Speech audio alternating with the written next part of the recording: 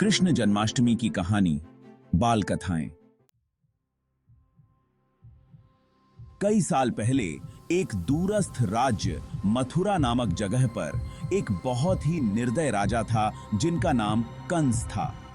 वह एक क्रूर शासक था जो हमेशा अपने राज्य में सत्ता में बने रहना चाहता था। लेकिन एक विशेष आकाशवाणी ने कहा कि उसकी अपनी बहन देवकी का 8वां बच्चा उसकी गद्दी को हर लेगा और उसका वध कर देगा। इस आकाशवाणी ने उसे बहुत डराया। इसलिए राजा कंस ने अपनी बहन देवकी और उनके पति वसुदेव को एक अंधेरे उदास कारागार में बंद कर दिया। उसने सोचा कि इससे आकाशवाणी पूरा नहीं होने देगा। देवकी और वसुदेव भगवान विष्णु के प्रति समर्पित थे और उन्हें पता था कि उनका 8वां बच्चा बहुत विशेष होने वाला था। वे अपने बच्चे का आगमन होने का धैर्य से कारागार में इंतजार कर रहे थे।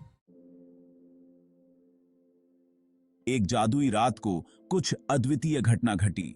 यह वह रात थी जिसे भगवान कृष्ण के जन्म की रात कहा जाता है, जिसे जन्माष्टमी कहा जाता है। जब घड़ी में 12 बजे देवकी ने एक सुंदर बच्चा पैदा किया जिसका नाम कृष्ण था। उसकी त्वचा बरसात के बाद की बादल की तरह थी और उसकी आंखें रात के आकाश में चमक रही थीं। वह थे भगवान विष्णु का 8वां अवतार, कृष्ण भगवान। लेकिन छोटे कृष्ण को राजा कंस से सुरक्षित रखना था।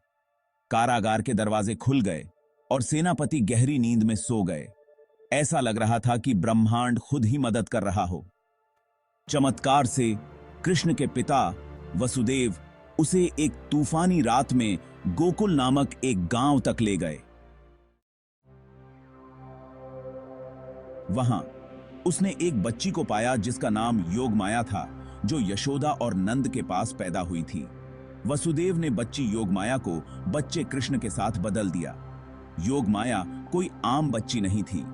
वास्तव में वह देवी दुर्गा थी, एक शक्तिशाली और प्रेम भरी देवी। उसका उद्देश्य कृष्ण की सुरक्षा करना और मदद करना था। वसुदेव कंस के क्रोध और संदेह से डरते हुए बच्ची को कारागार वापस ले गए। लेकिन कंस को यह पता नहीं था कि वह योगमाया थी। सोचते हुए कि वह बस एक बच्ची है, कंस ने उसे एक कुएं में फेंक देने का निर्णय किया। लेकिन कुछ अद्भुत हुआ। जब उसने उसे फेंका, तब योगमाया अपने असली रूप में देवी दुर्गा के रूप में परिवर्तित हो गई, एक शक्तिशाली और महाकाव्य देवी। कंस इस अद्भुत दृश्य से हैरान और डरे हुए थे। उन्होंने समझा कि वह एक दिव्य शक्ति के सामने है जो उससे कहीं ज्यादा महत्वपूर्ण है।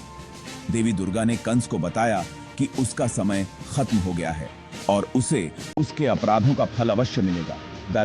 चेन्नई।